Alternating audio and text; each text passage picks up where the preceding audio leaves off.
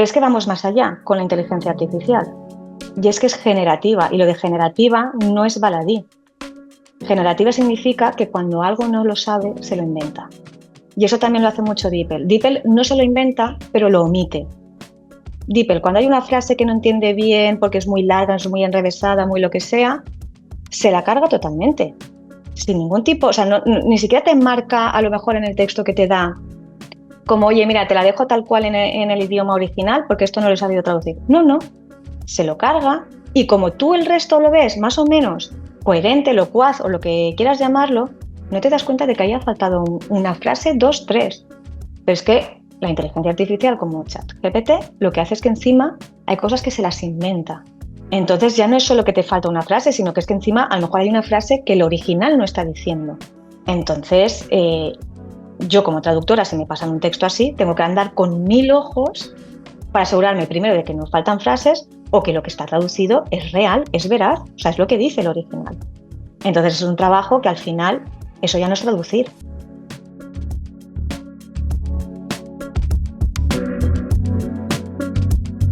Hola y bienvenidos al podcast Tecnología y Trabajo. Soy Olivia Blanchard y mi invitada en este episodio es Rosa Llopis. Rosa es traductora e intérprete de inglés y alemán y presidenta de ASETRAD, la Asociación Española de Traductores, Correctores e Intérpretes. En este episodio hablo con Rosa del impacto que están teniendo las herramientas de traducción automática basadas en inteligencia artificial, como DeepL, ChatGPT o Google Translate, en el sector de la traducción e interpretación en España. Hoy en día, cada vez más empresas privadas, instituciones públicas y agencias de traducción usan estas herramientas para traducir textos de forma automática. Cada vez más se está dejando de contratar a los traductores humanos o se les contrata únicamente para hacer una postedición, es decir, para corregir el texto pretraducido con inteligencia artificial. ¿Hay cierto tipo de textos o situaciones donde sí conviene usar estas herramientas? ¿Cómo impacta todo esto en las tarifas y en las condiciones laborales del sector? ¿Cómo están viviendo esta nueva ola de innovación tecnológica?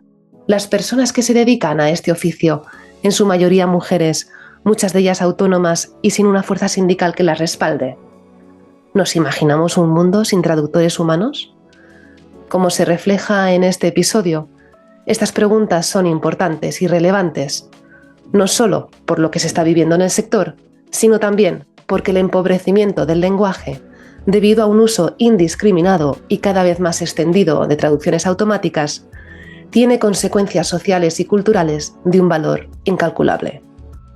Estoy encantada de que nos pueda acompañar Rosa para poner luz a este tema, desde su experiencia personal y como representante de ASETRAD, la asociación más grande de España con más de 1.600 personas asociadas. Espero disfrutes de la entrevista y si quieres más información y recursos sobre el tema y sobre ASETRAD, visita la página del podcast www.oliviablanchard.com/podcast. Hola Rosa, ¿cómo estás? Muy bien, encantada de estar aquí en tu podcast. Tú te dedicas a uno de los oficios más antiguos del mundo. Desde siempre los seres humanos han tenido la necesidad, ¿no?, de comunicarse entre diferentes grupos lingüísticos y culturales y sois auténticos transmisores de conocimiento. En tu caso te has especializado en el tema de la gastronomía y como aquí estamos hablando de trabajo, me gustaría empezar por preguntarte qué es lo que más te gusta a ti de tu trabajo como traductora. Bueno, cuando recibes el libro que has traducido y ya lo ves físicamente, porque cuando tú estás trabajando en el ordenador, sí, tú tienes el PDF del libro, pero cuando lo tienes físico, o sea, es lo que más te gusta, pero también lo que más temes, porque es abrirlo y la primera página que abras vas a encontrar una frase que podrías haber dejado mejor, quizás, ay, aquí esto, o algo que a lo mejor una palabra, has descubierto recientemente una palabra un poquito más precisa y tal, y dices, ay, mira, aquí lo podría haber hecho. Pero para mí el momento así como más bonito siempre es cuando recibo un libro y también ese momento mágico cuando descubres una palabra que creías a lo mejor que no había en tu idioma, pero a lo mejor ha caído en el olvido por desuso o por influencia del inglés, o incluso precisamente por traducciones automáticas, que al ser más literales hace que empecemos a utilizar expresiones que realmente nosotros en una palabra podemos decir perfectamente, pero como el otro idioma, el origen, a lo mejor no tiene una palabra técnica como la podemos tener en español, pues lo que utilizan es una descripción y hay veces que hay palabras que se pierden solo porque se traduce literalmente.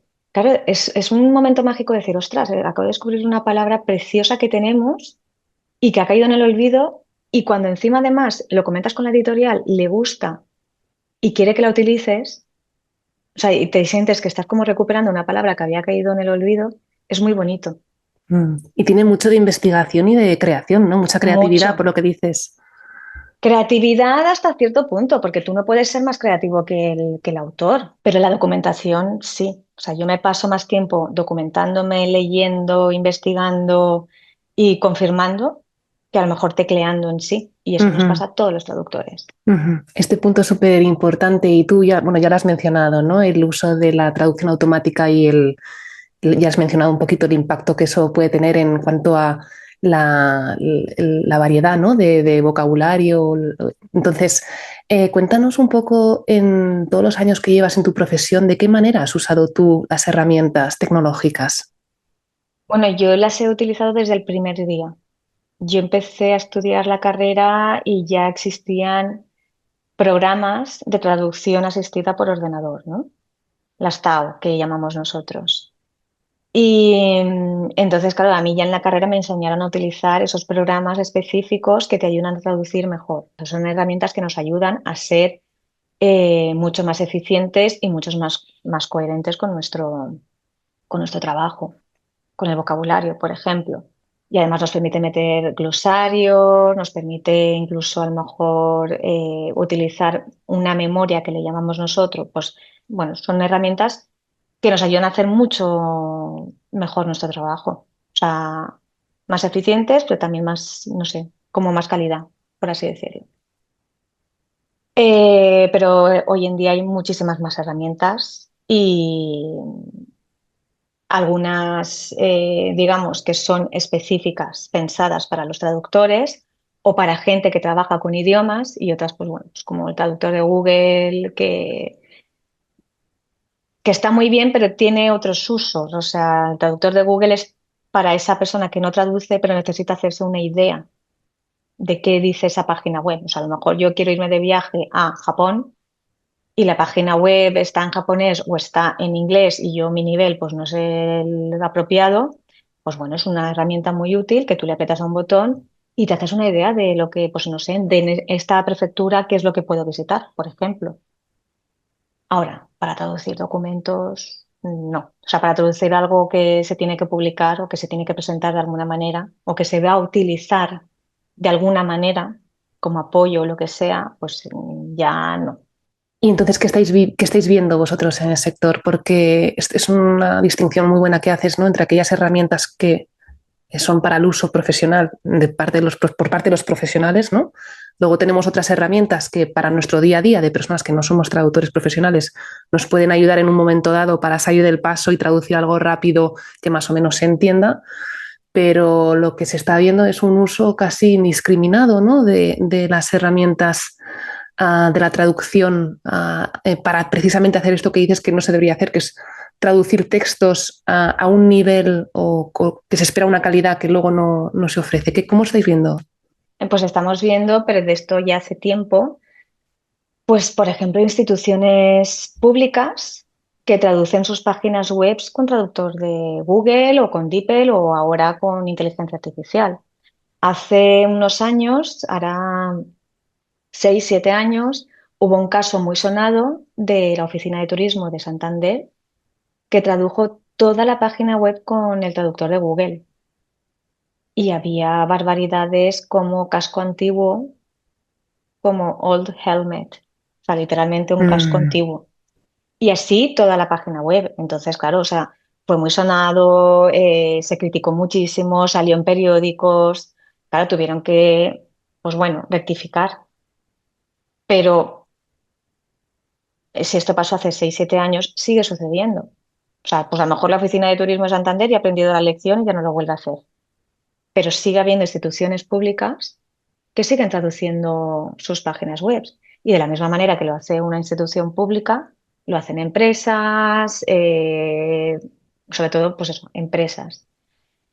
Entonces, claro, una herramienta, o sea, lo que está sucediendo es que una herramienta que digamos que es para salir del paso en un entorno un poquito, por así decirlo, privado, o sea, pues yo quiero entender lo que me está diciendo esta página web de otro país, ¿vale? Pues es para hacerme una idea. Y yo sé que habrá muchas cosas que estén incorrectas, pero una cosa es que yo como individuo quiera enterarme de algo y utilizo esta herramienta y otra cosa es decir, ah, no, pues yo me traduzco toda la página web y además con dinero público. Esto me gustaría incidir aquí un poquito en el impacto, ¿no? En el sector y en vuestro día a día, y luego comentaremos este otro tema que ha salido, que es cómo impacta en la calidad y en ese valor cultural y social que tiene la lengua, ¿no? Empezando con el sector, hay unos datos del 2023 de la Asociación Nacional de Empresas de la Traducción e Interpretación aquí en España, que hizo una encuesta y reflejaban los datos que un 75% de las empresas que contestaron tenía implementada la traducción automática de manera parcial o globalmente en ese momento, y las que no lo hicieron o no lo hacían en ese momento no lo hacían por calidad y por confidencialidad de datos. Y esta misma asociación en su página web tiene datos de la CSA Research, que observa una tendencia a la baja, ¿no? En el sector de servicios lingüísticos. Entre el 2019 y el 2024 habla de una caída de un 16%, sobre todo afectando a pequeñas y medianas empresas. La traducción tradicional dice está en declive, la interpretación parece que se ha mantenido en estos años, pero sin duda las tecnologías de inteligencia artificial generativa han impactado y están impactando de manera significativa en el mercado desde finales del 22. Entonces, Rosa, cuéntanos un poquito, vamos a bajarlo, ¿no?, a vuestra experiencia, porque yo estos últimos meses vengo hablando con traductoras que me hablan de que el año pasado, por ejemplo, estuvieron sin facturar 2 meses, algo que no habían visto, ¿no?, en toda su carrera. Que los clientes que antes les llamaban, pues no sé cuántas veces al mes, ahora les llaman una. ¿Qué estáis viendo en el sector? Pues a nuestro nivel, digamos, de traductor autónomo que no es empresa ni agencia, estamos viendo pues una caída en el volumen del trabajo. O sea, cuando a lo mejor, por ejemplo, en la asociación alguna red local organiza quedadas y te pones a hablar con compañeros, te das cuenta de que estamos todos un poquito de ostras, que esto está muy parado, está ya, digamos, peligrosamente tranquilo. Entonces, sí, está teniendo un impacto en el volumen y también en la calidad y en las condiciones. Que está picando tecla, lo estamos notando muchísimo. Y las agencias, claro, evidentemente al final lo que a nosotros nos pasa también les repercute a ellos, porque de la misma manera que las agencias deciden, pues bueno, intentar implementar, tener ellos pues, su propia, no sé, su propio programa de traducción automática o, o uno que ya existe, adoptarlo y tal, de la misma manera que hacen ellos eso, muchos clientes un poquito grandes deciden hacer lo propio. Entonces, claro, ¿quién lo, digamos, lo percibe antes o quién es el primero que le ve las orejas al lobo? El que está delante de todo, el que está menos protegido, que somos nosotros, los autónomos. Y claro, ya cuando ya nosotros estamos dentro de la boca del lobo, por así decirlo, los otros es cuando le empiezan a ver las fauces, pero nosotros ya estamos totalmente dentro. O sea, el primer impacto lo estáis recibiendo Sí, muchas personas, en su mayoría mujeres, ¿no?, en nuestro país, que sois sí. autónomas dedicando Mm. o sea, a esta profesión. Me hablabas del impacto en las condiciones laborales. ¿Me puedes contar un poquito más acerca de esto? Quizás porque somos un gremio que no tiene ni colegio y no podemos, somos un gremio muy unido a nivel de espíritu, pero cada uno es autónomo y además es que no hay dos traductores con dos realidades iguales. Yo me especializo en una cosa, pero también picoteo de aquí, de allá y de cual, y a lo mejor otra compañera que también es traductora gastronómica, sus otros picoteos van por otros sitios. O sea, es que es muy, entonces, claro, es muy difícil cohesionarnos para poder, digamos, reivindicar ciertas cosas o tener el peso suficiente. Entonces, claro, a lo mejor, como te comentaba, o sea, el que yo para poder trabajar con una agencia de traducción implique que yo tengo que pagar la licencia de una herramienta de traducción asistida por ordenador de mi bolsillo, solo para poder traducir con las agencias, que eso implique una rebaja en mi tarifa, estoy perdiendo económicamente por ambos lados, por la tarifa y por la inversión que he de hacer.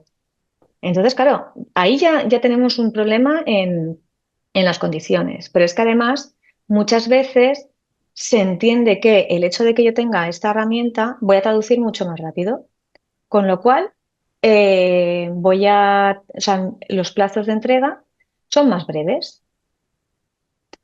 Y también, por otro lado, hay clientes que te piden que de ese proyecto que les has traducido, les envíes la memoria de traducción, porque así luego ellos en otro proyecto similar o del mismo cliente aplican esa memoria de traducción y lo que digamos que les aparece que ya tiene un 100% de coincidencia, a la próxima vez que me vuelven a enviar un proyecto para ese cliente, esas frases que se repiten las bloquean y aunque yo las tenga que revisar, porque a lo mejor me doy cuenta de que eso se podría expresar mejor o que en este caso concreto esto es mejor expresarlo de esta manera, no las cobro. Porque esas palabras que aparecen como que hay un 100% de coincidencia, por así decirlo, o sea, esos segmentos con un 100% de coincidencia, los cobro o los cobro a la mitad del precio, según las agencias o según algunas empresas. Mm. Entonces, estamos con plazos más ajustados, con tarifas más bajas y encima con proyectos que llega un momento en que tú ya no estás cobrando al 100%, porque estás haciendo descuentos por todos lados. Pero es que por otro lado, eh, hoy en día que hay mucho texto que se está redactando con herramientas tipo ChatGPT, lo que sucede es que el texto original no está bien trabajado, no está redactado por un humano. Entonces, eso hace que tu original no resulte natural y tú cuando traduces tienes que hacer como un doble trabajo, porque tienes que traducir, pero es que además tienes que, digamos, o sea, en cierto modo enmendar un poco la plana o sí a ese texto original para que sea natural en tu idioma. Entonces Mm. estás enfrentándote ante un texto que no es natural, lo tienes que trabajar mucho más, pero con menos tiempo y menos dinero. Y Rosa, a veces os envían traducciones ya hechas por la propia agencia o el cliente de manera automática, ¿no? Os llega la Sí, traducción automática y os piden no que traduzcáis en este caso, sino que hagáis lo que se llama la postedición, ¿no? posedición, exactamente. Explícanos qué es esto de la postedición y qué implica. No quiero demonizar a las agencias porque no todas hacen las cosas así. Pero pongamos una agencia o simplemente un cliente mío que me dice, oye, mira, que es que teníamos que traducir esto, entonces lo hemos pasado. Bueno, a mí, mis clientes tienen la decencia de preguntarme, oye, ¿y si lo traduzco yo por Google Traductor y luego me lo corriges? Que la respuesta es, lo siento, pero yo no corrijo un texto que no ha traducido una persona, un compañero. Pero bueno, o sea, te preguntan eso. Entonces, imaginemos que un cliente mío que se dedica a vender amasadoras, por ejemplo, le envían una nueva amasadora, pero resulta que las instrucciones están solo en inglés. Y este cliente quiere ofrecer esas instrucciones a los suyos en español.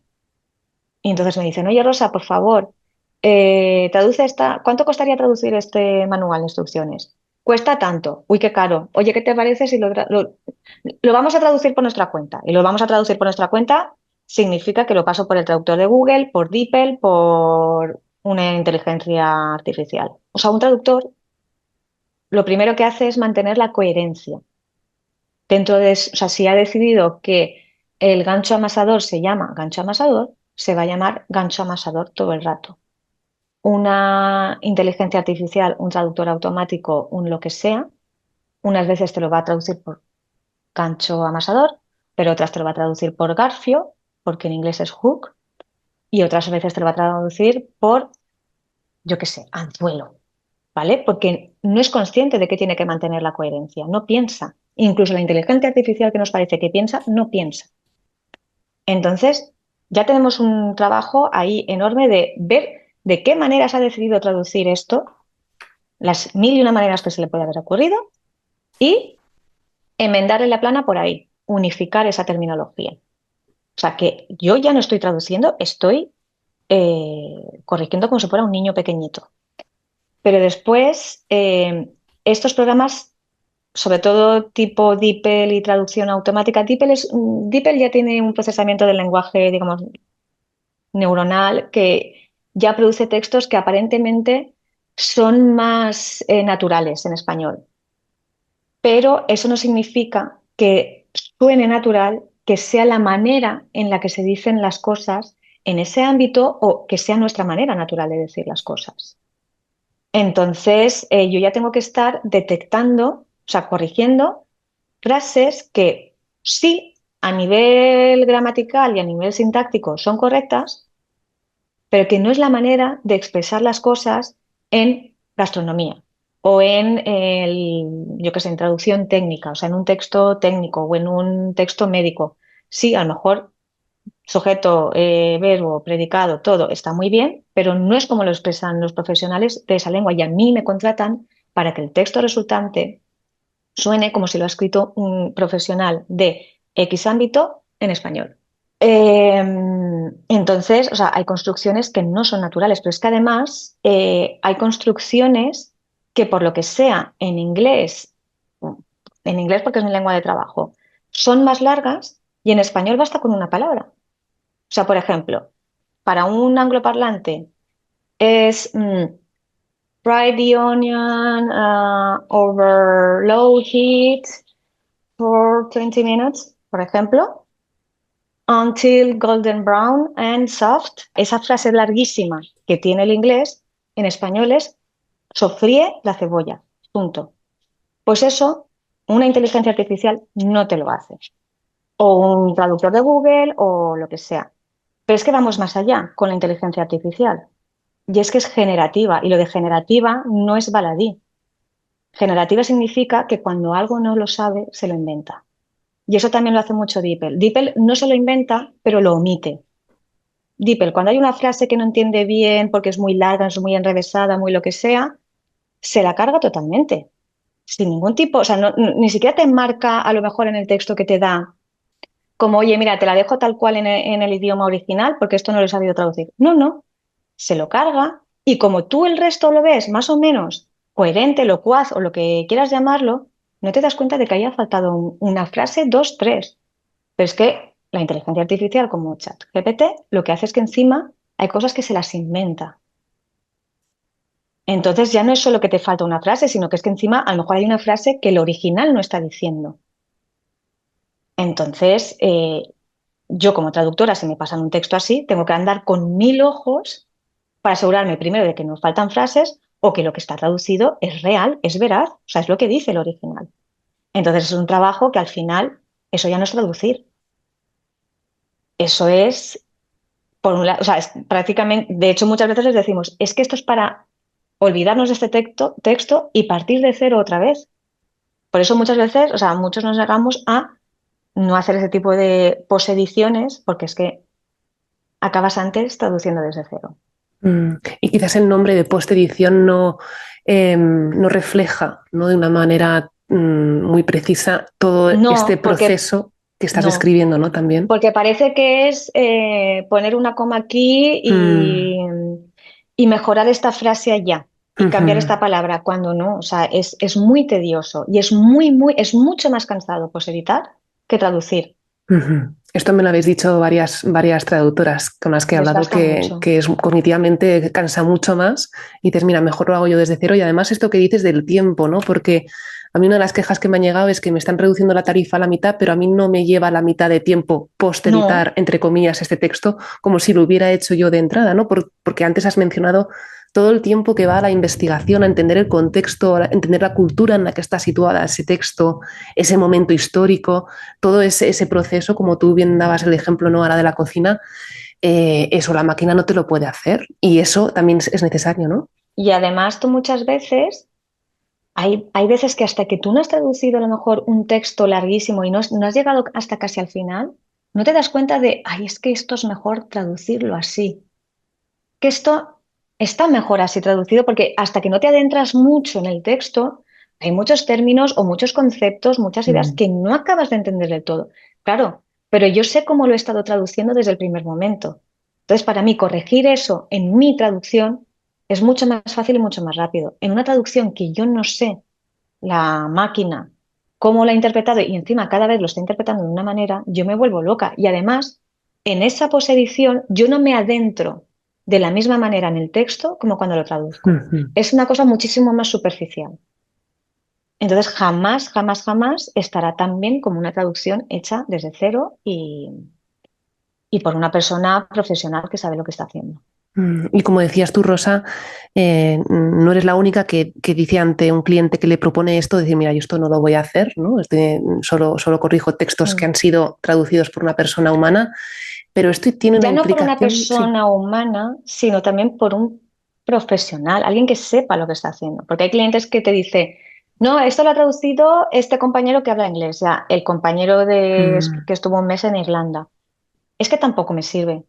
Y las implicaciones de esto, de decir que no a este tipo de trabajos, es que se va reduciendo el trabajo, ¿no? Porque si cada vez más Sí, las empresas, los clientes, las agencias, etcétera, tiran de estas tecnologías, claro, el problema no es tanto que se usen, sino que se reduzcan luego las tarifas claro, que se os ofrecen a vosotros, porque si las tarifas se mantuvieran, dices, bueno, pues el trabajo me puede parecer más tedioso, menos inspirador, más aburrido, pero se reconoce el tiempo que dedico a ello. Pero el problema es esa decisión de no reconocer, ¿no?, económicamente ese claro. tiempo que conlleva y todas esas habilidades que acabas de comentar, ¿no? Y también en esos estudios que has mencionado de estas, bueno, pues de la Asociación de Empresas de Traducción, ellas lo que están viendo ahora es que se ven, esto es una interpretación más bien personal, ¿no? Pero están agobiadas, a mi modo de ver, en cierto modo, algunas, ¿no? Las que han hecho esto, no todas, repito, no todas hacen lo mismo.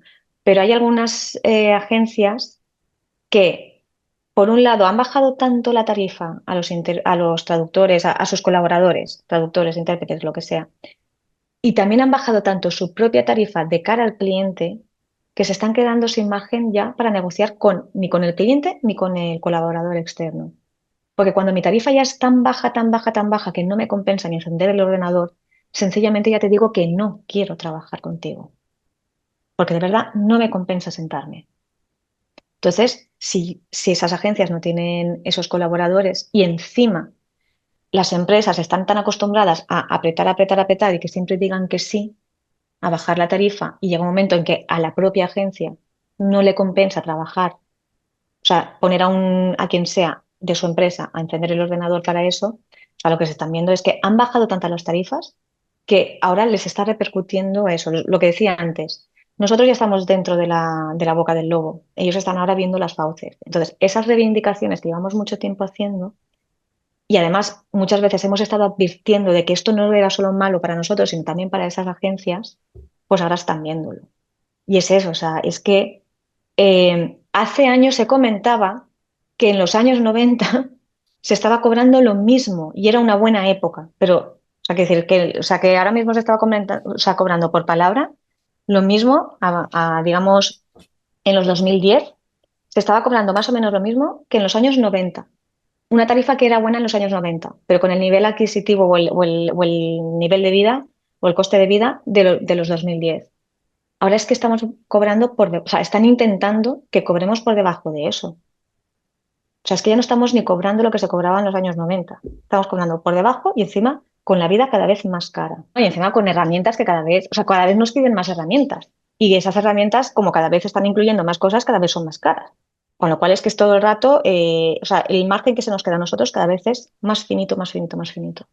Y desde la asociación que estáis haciendo, os estáis organizando. Tenemos, o sea, intentamos divulgar muchísimo de todas las maneras posibles, tanto intentamos estar en mesas de conversación con organismos públicos, con el gobierno, con los ministerios, que también intentamos acercarnos a nuestros clientes yendo a sus ferias, a sus encuentros, a sus congresos, para darnos a conocer, para, aunque sea con un expositor, eh, pues explicarles que existimos, los peligros, etcétera, y también acercándonos a los consumidores finales de esas traducciones, en ferias del libro y todo eso, porque también si los propios consumidores y los propios lectores, por ejemplo, valoran nuestro trabajo, si ven que una editorial está traduciendo con traducción automática, con inteligencia artificial, lo van a rechazar. Entonces estamos intentando salir a todos los campos que podemos para por lo menos decir que existimos. Y por otro lado también internamente hacemos mucho ejercicio de, por un lado, de reflexión. Ahora mismo en la SETRAD tenemos un grupo de trabajo que está estudiando, pues bueno, las implicaciones de la inteligencia artificial, tanto, bueno, o sea, en todos los sentidos, o sea, en lo que impacta nuestro trabajo, pero también a nivel ético, a nivel, no sé, de cómo está afectando a las tarifas, a las condiciones, etcétera, para poder tener, bueno, pues una posición frente a la IA. O sea, cuando alguien nos pregunte, o sea, poder hablar con fundamento, o sea, con apoyándonos en un estudio que se ha hecho sobre cómo impacta, ya no solo a nosotros como traductores, sino a, a- al- a la cultura, a la sociedad en general. O sea, el poder tener una visión lo más amplia posible. Y también estamos constantemente estudiando nosotros nuestra, o sea, la asociación, el perfil de los socios, qué están viviendo, cómo lo están viviendo, qué les está pasando, porque si sabemos qué le está pasando a todo el conjunto de la asociación, pues también nos podemos preparar. También podemos ofrecer formaciones para que puedan contrarrestar algunas cosas o hacer sesiones informativas sobre sus derechos, sobre cómo, en qué asociación, por ejemplo, hay muchos socios que no saben que sus traducciones generan derecho, pues explicar a los socios, oye, es que hay traducciones que hacéis que tienen derechos y los podéis cobrar y se pueden gestionar de esta manera. O sea, es como que intentamos a los socios darle toda la información posible y estudiar muy bien qué está pasando para poder ayudarles con información, porque además la información, bueno, el dicho, ¿no? La información es poder y lo que queremos es con formaciones, sesiones formativas, lo que sea, que, o sea, que estén preparados para poder enfrentar todo lo que está viniendo en estos momentos. Mm. Y antes de preguntarte sobre cómo ves el futuro, me gustaría volver al tema que ha salido antes del tema de la calidad, ¿no? Hacías esa mención de esa administración pública que tradujo toda su web, creo que era, ¿no? Con Google, y las risas que eso provocó. ¿Tú crees que nos estamos acostumbrando a nivel colectivo a una peor calidad en los subtítulos de series de Netflix o en, pues, en eslogans de publicidad o en una página web, ya sea de una empresa privada o pública? Pero como precio a pagar, nos estamos acostumbrando a esa peor calidad, como precio a pagar por una mayor comodidad y agilidad, y encima, si es gratuito, todavía Claro, más. es lo que iba a decir. Cuando pagas, no. Cuando pagas te molesta y exiges y demandas. Nos estamos acostumbrando a que los subtítulos de algunas plataformas se estén traduciendo con traducción automática y sean un desastre. Nos estamos acostumbrando a verlo y quejarnos. O sea, la gente sale muy airada a Twitter, que es donde, o a X, que es donde la gente se queja de todo hoy en día, a quejarse porque ha pagado por una plataforma y le ha dado esto. Pero cuando tienen que poner el dinero de su bolsillo para lo suyo, con que se entienda, vale. Bueno, yo traduzco mi página web con traductor de Google porque con que se entienda ya vale.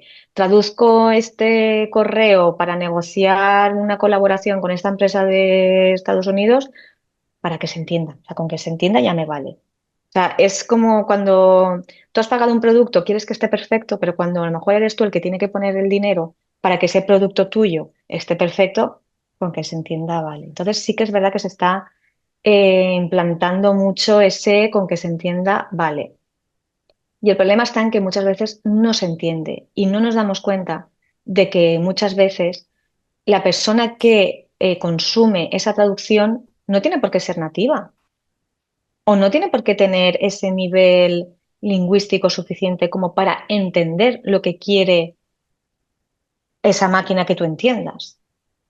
Y además eso está generando un empobrecimiento del lenguaje que hoy por hoy no le estamos dando importancia, pero a largo plazo puede tener a nivel cultural un gran impacto.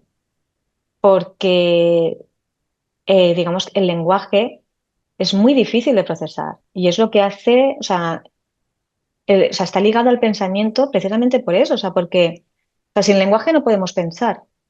Tú no puedes pensar sin palabras, pero cuanto más sencillo sea tu lenguaje, más rudimentario va a ir siendo poco a poco esa capacidad de razonamiento.